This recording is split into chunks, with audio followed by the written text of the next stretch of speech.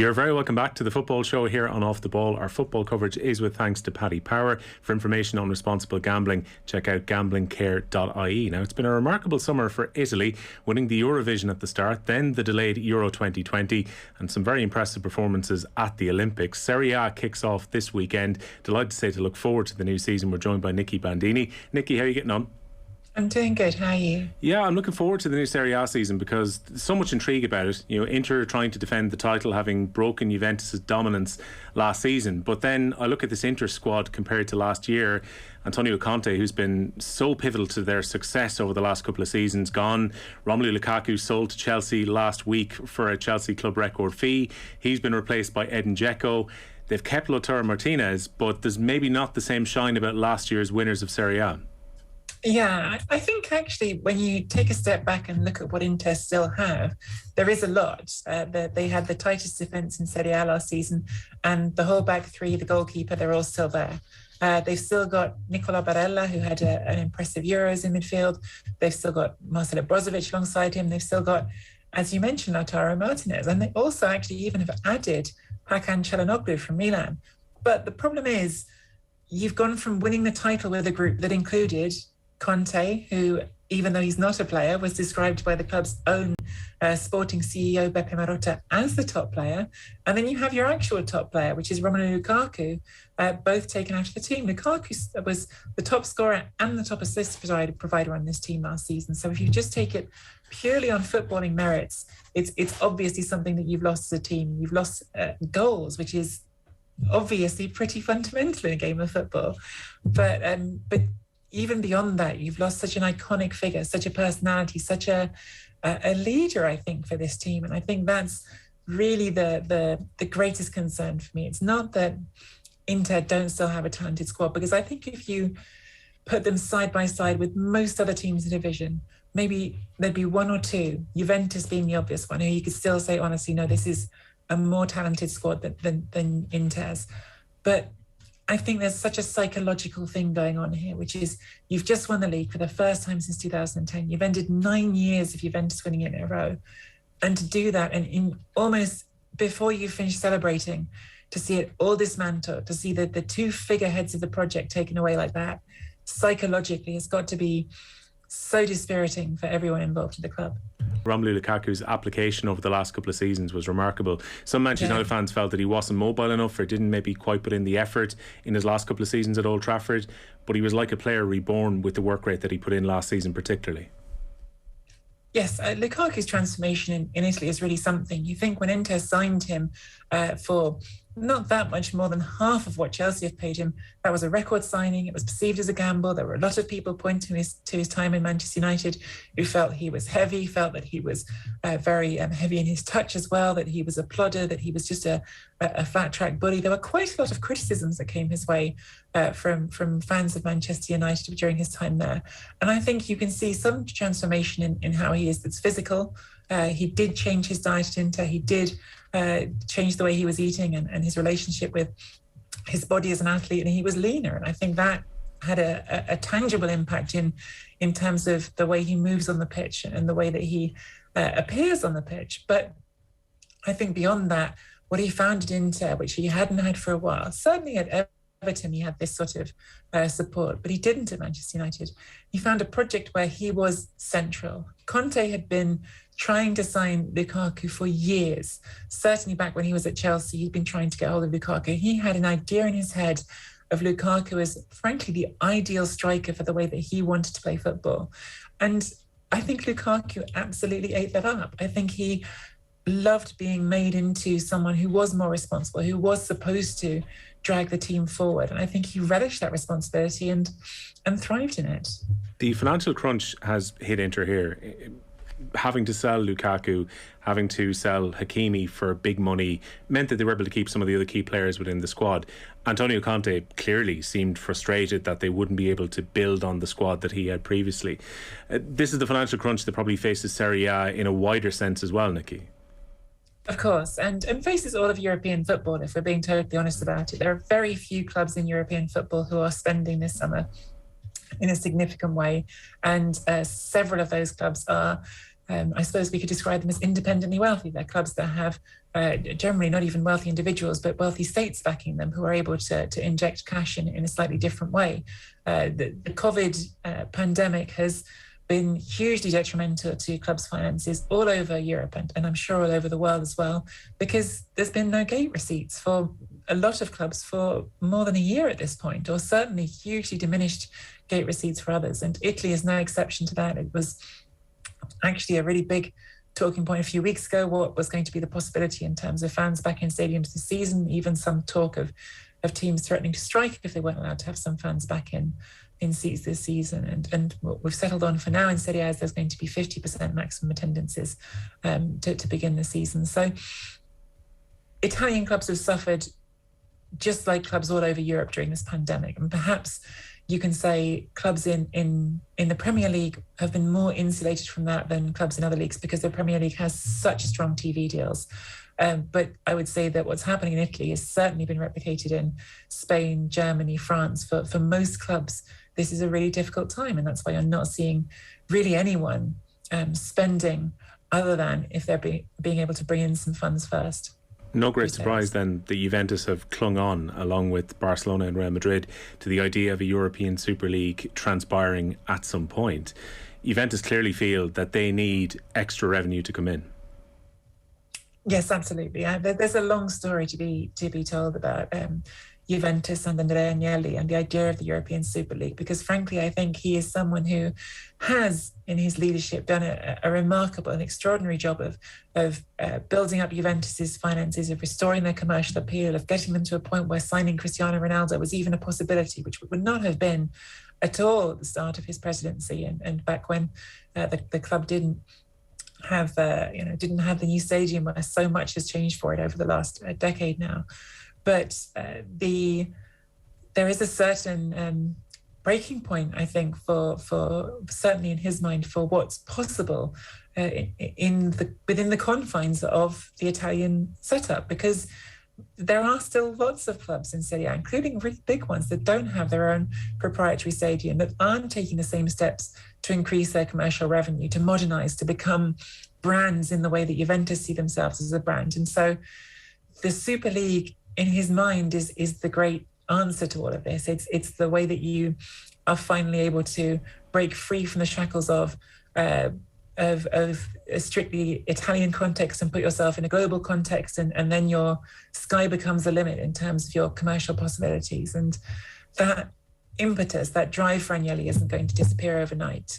Whether or not there's really any legs anymore in this idea, whether it's still possible to bring together the Super League idea, is a very different question. But I think the motives in his mind for it, and I should clarify, I'm not suggesting that I support these motives. I'm not someone who's in favour of a European Super League, but to understand what he wants, this is what he wants and why he wants it. I don't think any of that motivation has gone anywhere. Is he viewed as a particularly ruthless man within Italian football then? Because we were talking to Paddy Agnew earlier this year, said he's respected within business and he went this direction as opposed to going down the family line with Fiat. He's willing to cross over the guy who's a godfather to his children in order to put Juventus into this competition. He's willing to step away from a significant role within the European Clubs Association in order to do so too. Like, he gambled all the way on the European Super League and has stuck with that project despite all of the negativity towards it. Absolutely, and you can see that he is supported in that, because if he wasn't, he would no longer be president of Juventus. He has. It seems sort of odd to say it about someone who's the president of a football club, but he has a boss too. He has to report. Juventus is one part of the family business, and he has to report into Exor, which is actually the holding company that owns Juventus. And if they were unhappy with the way he was leading things, then he wouldn't be there anymore. You did see with Juventus that there was some change this summer. Fabio Paratici left the club, and there have been changes in terms of the leadership within the club, but Agnelli is still there, and I think that probably speaks to how he's viewed within the family business. I don't think it's a foregone conclusion that he gets to have that role. That's something that could be taken from him if he was perceived to not be doing the job well. And look, in terms of ruthlessness in business, I would say within business as a whole and within football business specifically, he won't be the first to act ruthlessly and without thought, perhaps some personal relationships in order to get done what he thinks needs to be done. But of course, that story with Ceferin and the European Clubs Association remains an absolutely extraordinary story, and one probably that will continue to unfold for a little while yet. Sticking with Juve and Cristiano, it's been a week of stories and back and forths and claims within Spain initially that Real Madrid could consider taking him back. There's been all these links with PSG throughout the summer that potentially they could be interested in him if Kylian Mbappe was to leave the club over the next couple of seasons, particularly if he was to walk on a free to Real Madrid next season. So speculation continues about Cristiano potentially leaving Juve. Do we expect, though, that he is going to be there come the 1st of September, even based on the statement that he put on social media yesterday? Yes, I mean, to me, this statement on social media was a bit of a bizarre one, because it arrived and a lot of people reacted to it as, oh, this is Ronaldo saying that he is going to stay at Juventus, which I've read that statement quite a few times now. It definitely doesn't say that. It doesn't say that anywhere. It says that he's angry about people frivolously reporting on speculating on his future and saying it's unfair to the clubs who are involved. But he never says that he's staying at Juventus. I actually am fairly sort of confident that if he had a good opportunity to go on and be somewhere else, he would be interested right now. But I also think no one's going to make that happen, because he's got a 30 million euro a wage salary at Juventus right now, and for some of the same reasons we've already talked about on tonight's show, there aren't other clubs who have that money to splash about at this moment in time. There are very, very few clubs who could afford him, and of those clubs, I don't see any who will make that step to afford him. So I think that he and Juventus, and by the way, I think Juventus, I think there would be mixed feelings. I'm not suggesting they're trying to get rid of him, but I think there are certainly people at Juventus who would argue that the club would be better off at this point to move on, for him to go his own way, and then they could focus on their own journey of developing a new team around other individuals like Federico Chiesa, who's obviously going to be a key figure there for a long time. So I think both parties could even see a future without each other that would be favourable, but contracts are contracts. And I think that the value of this one, the extraordinary amount of money tied up in it, is just going to be too difficult to overcome for a move to happen before it expires next summer. Yeah, because when Cristiano swapped Madrid for Turin, they almost went all in on the idea of trying to win the Champions League with Cristiano Ronaldo by the very nature of the money that they spent, the contract that they handed out. You look at an ageing Juventus team that's going to require a bit of a rebuild over the next while. If Cristiano Ronaldo were to leave the club, some things can just fall into place. Like Dybala would get his contract tomorrow if Cristiano was to leave. Absolutely. And Dybala's position, I think, is a fascinating one. He's suddenly this sort of very powerful position all of a sudden, despite having had a mixed last season. He knows the Juventus wanting to renew his contract. He knows that they see him as quite a fundamental role going forward. But he's 27, and Ronaldo has been there slightly blocking his path a little bit. You think Dybala's best season by far in a Juventus shirt was the one before Ronaldo arrived. So there's a fascinating dynamic with that contract extension, because Juventus were definitely putting out the word that it was going to be done quickly, and it hasn't been done quickly. So you're right that there are many things that would be unlocked by Ronaldo leaving, because the club could start thinking differently about its whole future. But again, it's just an awful lot of money tied up in that deal for the short term.